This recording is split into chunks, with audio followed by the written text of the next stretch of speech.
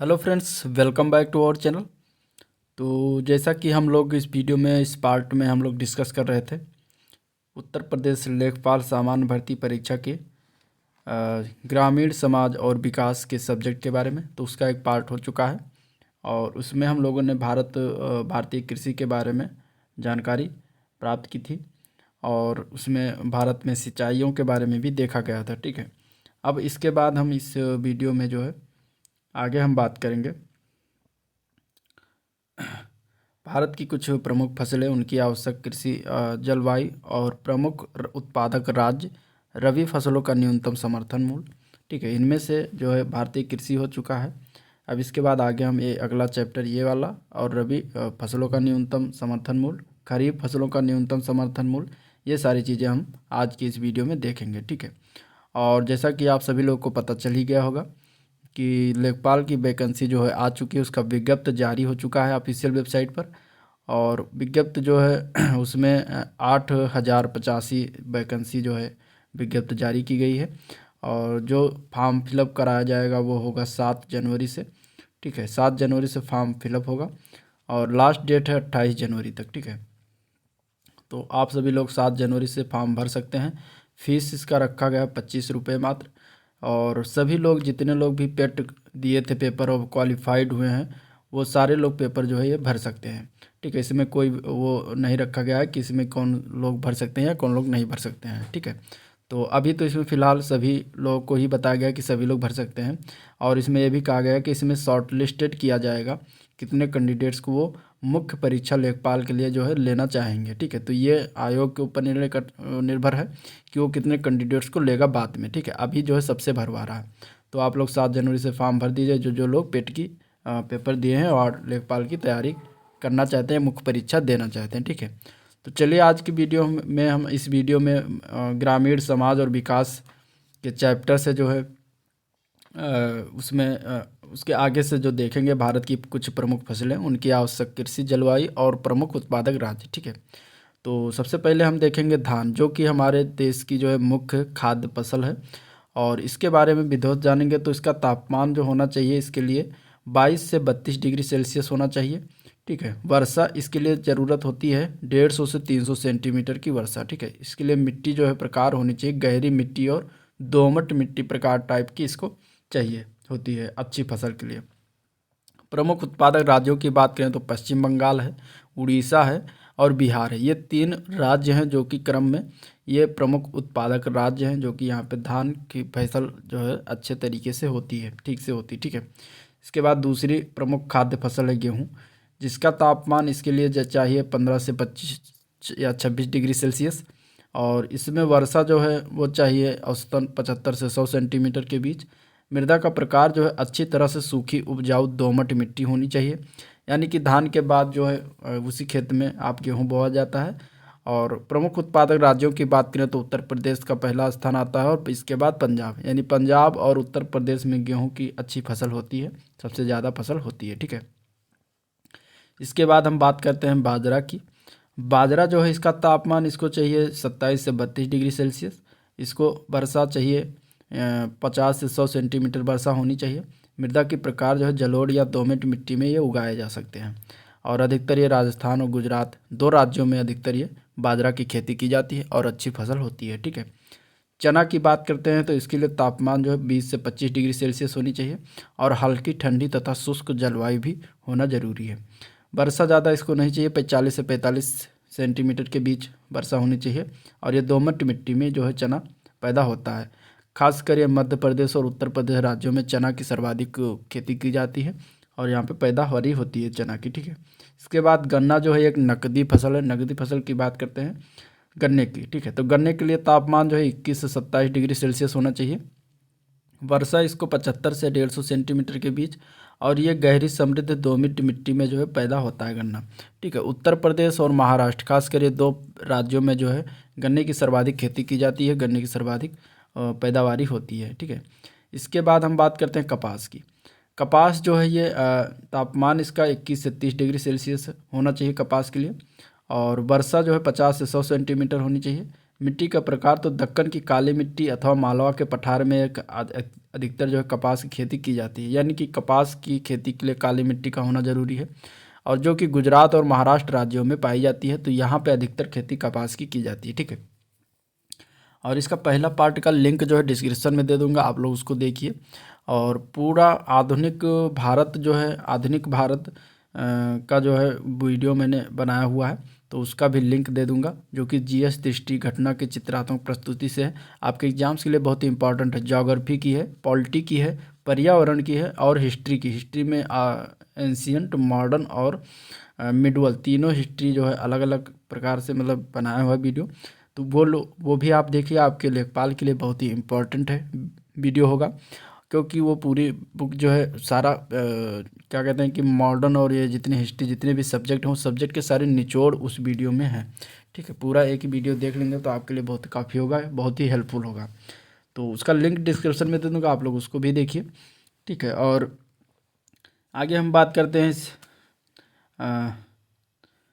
फसल की, तो तिलहन फसल, ठीक है। तिलहन की बात करें तो तिलहन में जो है इसके लिए तापमान चाहिए 20 से 30 डिग्री सेल्सियस, वर्षा होनी चाहिए 50 से 75 सेंटीमीटर, और मिट्टी की प्रकार जो अच्छी तरह से सूखी, रेतीली, दोमट, लाल, पीली और काली मिट्टी में जो है तिलहन की खेती की जा सकती है।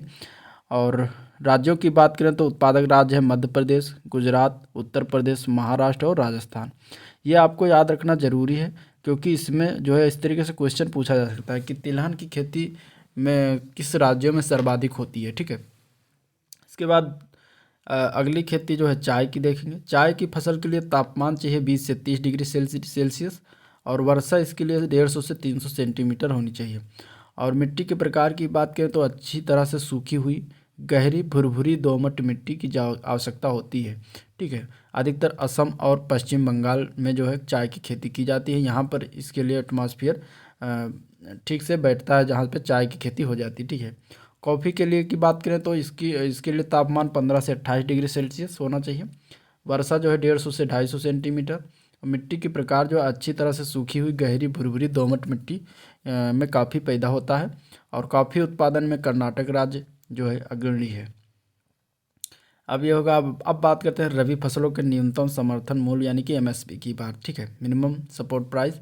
अब ये एमएसपी 2021-22 की बात करेंगे, लेटेस्ट गणना है, ठीक है। ये सारे नोट्स जो है ये जो लिया गया है परीक्षा मंथन की बुक से है, जो कि बहुत ही इंपॉर्टेंट बुक है, बहुत अच्छी बुक है, मानी जाती है।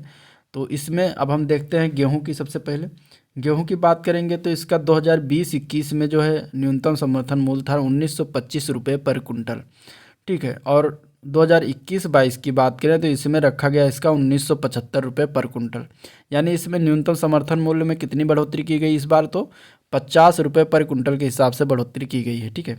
इसके बाद जौ की बात करते हैं। जौ जो है इसका था 2020-21 में 1525 रुपये पर कुंटल, 2021-22 में इसका किया गया 1600 रुपये पर कुंटल, ठीक है। तो टोटल बढ़ोतरी इसमें हुई 75 रुपये पर कुंटल हिसाब से। इसके बाद चना की बात करते हैं तो चना का था 4875 रुपये पर कुंटल, और इसका जो है 2021-22 में 5100 रुपये पर कुंटल किया गया। तो इसमें बढ़ोतरी हुई 225 रुपये पर कुंटल की बढ़ोतरी की गई। मसूर की बात करते हैं तो मसूर का 2020-21 में था 4800 रुपये पर कुंटल, और 2021-22 में 5100 रुपये पर कुंटल किया गया। इसमें जो है बढ़ोतरी किया गया 300 रुपये पर कुंटल की बढ़ोतरी की गई। इसके बाद सरसों की बात करते हैं तो 4425 रुपये पर कुंटल की जो था 2020-21 में। इसके बाद 2021 और 22 में जो है 4650 रुपये किया गया। इसमें टोटल 225 रुपये पर कुंटल की बढ़ोतरी की गई। सूरजमुखी की बात करते हैं तो 5215 रुपये पर कुंटल था 2020-21 में, और 21-22 में जो है 5327 रुपये किया गया, जिसमें कि 112 रुपये की बढ़ोतरी हुई है, ठीक है।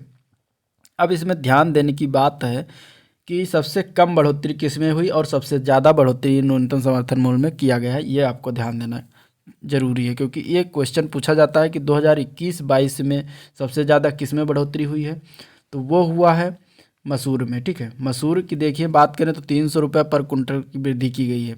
बाकी 225, 112, 75 और 50, यानी 225 ये दोनों बराबर है सरसों और चना। इसमें जो बढ़ोतरी की गई है सरसों में 225 रुपये की, और चने में जो है 225 रुपये की बढ़ोतरी की गई। तो ये बातें आपको याद रखनी है। इसके बाद सबसे कम रबी फसल में सबसे कम किसमें न्यूनतम समर्थन मूल्य की बढ़ोतरी हुई है, तो वो हुआ है गेहूं की फसल में। ठीक है, गेहूं में मात्र 50 रुपये की पर कुंटल के हिसाब से बढ़ोतरी की गई, जो कि रबी फसलों में सबसे कम बढ़ोतरी हुई है। तो ये आपको याद रखना जरूरी है, क्योंकि इससे क्वेश्चन इस तरीके से बन सकते हैं। ठीक है, आगे हम बात करते हैं खरीफ फसलों के न्यूनतम समर्थन मूल्य के बारे में। ठीक है, तो उसमें देखिए सबसे पहले आता है इसमें हम बात करते हैं तो सबसे पहले धान सामान्य। ठीक है, धान सामान्य की बात करते हैं तो 2020-21 में जो 1868 रुपये था, उसमें बढ़ाकर किया गया 2021-22 में 1940 रुपये, टोटल 72 रुपये की बढ़ोतरी हुई पर कुंटल के हिसाब से। ठीक है, इसके बाद धान ए ग्रेड की बात करते हैं तो इसमें जो है 1888 रुपये 2020-21 में था, 2021-22 में 1960 रुपये किया गया। इसमें बढ़ोतरी हुई 72 रुपये, यानी कि धान सामान्य हो या ए ग्रेड हो, दोनों में बराबर बढ़ोतरी की गई है, बस फर्क जो है वो मूल्यों में फ़र्क है। ठीक है, इसके बाद बाजरा की बात करते हैं तो बाजरा में 2150 रुपये था 2020-21 में रुपये पर कुंटल के हिसाब से, और न्यूनतम समर्थन मूल्य 2021-22 में जो है 2250 रुपये किया गया, यानी कि 100 रुपये की बढ़ोतरी हुई पर कुंटल के हिसाब से। मक्का की बात करते हैं तो 1850 रुपये था और इसमें 1870 रुपये किया गया, यानी कि 20 रुपये पर कुंटल के हिसाब से मक्का में बढ़ोतरी हुआ है एक साल में पिछले। ठीक है, इसके बाद मूंगफली की बात करते हैं तो मूंगफली की 2020-21 में 5275 था और 2021-22 में जो है 5550 कर दिया गया, तो 275 रुपये की बढ़ोतरी हुई। सॉरी, इसके बाद तिल की बात करते हैं तो तिल जो है इसका 6855 रुपये था और इसमें जो है 7307 रुपये किया गया, 452 रुपये की बढ़ोतरी की गई है न्यूनतम समर्थन मूल्य में तिल में। ठीक है, इसके बाद कपास की बात करते हैं तो मध्यम रेशा में जो है 5515 रुपये था और इसको बढ़ाकर 5726 रुपये 21-22 में किया गया, इसमें 211 रुपये की बढ़ोतरी हुई है। ठीक है, कपास लंबा रेशा की बात करते हैं तो 5825 रुपये था 2020-21 में और 21-22 में 6025 रुपये हो गया, तो इसमें 200 रुपये की बढ़ोतरी की गई। तो इस तरीके से अब खरीफ की फसलों में भी आपको सबसे कम बढ़ोतरी और सबसे ज़्यादा बढ़ोतरी के बारे में ध्यान रखना है। तो देखिए सबसे ज़्यादा बढ़ोतरी हुई है वो हुआ है मूंगफली में। ठीक है, सॉरी, तिल में हुआ है, सबसे ज़्यादा बढ़ोतरी जो हुआ है वो तिल में हुआ है 452 रुपये। ठीक है, और सबसे कम बढ़ोतरी जो हुआ है वो हुआ है मक्का में। ठीक है, मक्का में मात्र 20 रुपये पर कुंटल के हिसाब से बढ़ोतरी किया गया है। तो मक्का और तिल ये दोनों आपको याद रखना है, और धान की जो है ग्रेड सामान्य वाला और ए ग्रेड के रेट याद रखने के कितना किया गया, ये सारे क्वेश्चन इस तरीके से पूछ सकते हैं इसमें। ठीक है, आगे हम बात करते हैं कृषि से महत्वपूर्ण संबंधित जो है क्रांतियों के बारे में। तो कुछ क्रांति के नाम हैं, उनसे संबंध किसका है, ये क्वेश्चन ज़रूर पूछा जाता है। तो देखिए पीत क्रांति यानी कि येलो रिवोल्यूशन जो है ये किससे संबंधित है, तो ये जो है तिलहन के संबंधित है। तिलहन यानी कि तेल जिससे प्राप्त होता है, यानी कि सरसों हुआ और सूरजमुखी है, सोयाबीन है, मूंगफली, तो इससे सारे से तेल प्राप्त होता है, यानी तिलहन प्रजाति के जितने भी फसलें हैं तो वो जो होती हैं वो पीली क्रांति से संबंधित होती हैं। ठीक है, हरित क्रांति की बात करें तो यह कृषि यानी कि खाद्यान्न उत्पादन से संबंधित होता है। नीली क्रांति की बात करें तो यह मत्स्य यानी कि सामुद्रिक उत्पादन यानी कि मछली के उत्पादन से संबंधित होता है। भूरी क्रांति का संबंध जो है रासायनिक उर्वरक से संबंधित है। ठीक है, और गुलाबी क्रांति यानी कि पिंक रिवोल्यूशन की बात करें तो प्याज और झींगा उत्पादन से संबंधित है। श्वेत क्रांति का संबंध जो है दुग्ध उत्पादन से संबंधित है। इसमें एक ऑपरेशन फ्लड पूछा जाता है, वो भी दुग्ध उत्पादन से संबंधित है। ठीक है, रजत रेशा क्रांति यानी कि सिल्वर फाइबर रिवोल्यूशन की बात करें तो यह कपास के उत्पादन से संबंधित है। और रजत क्रांति, देखिए रजत रेशा क्रांति और रजत क्रांति दो क्रांतियाँ अलग अलग हैं। अगर रजत क्रांति पूछा जाएगा तो अंडा या कुक्कुट के उत्पादन से संबंधित है। ठीक है, और रजत रेशा क्रांति आएगा तो उसमें कपास क्रांति आएगी, कपास के उत्पादन से संबंधित रजत रेशा क्रांति आएगी। ठीक है, गोल क्रांति के उत्पादन की बात करें तो इसमें आलू के उत्पादन से संबंधित है। और स्वर्ण क्रांति की या गोल्डन रिवोल्यूशन की बात करें तो बागवानी से संबंधित है। स्वर्ण रेशा क्रांति की बात करते हैं तो फिर जूट और पटसन आ जाता है। ठीक है, इसके बाद लाल क्रांति की बात करें तो लाल क्रांति मांस एवं टमाटर उत्पादन से संबंधित है।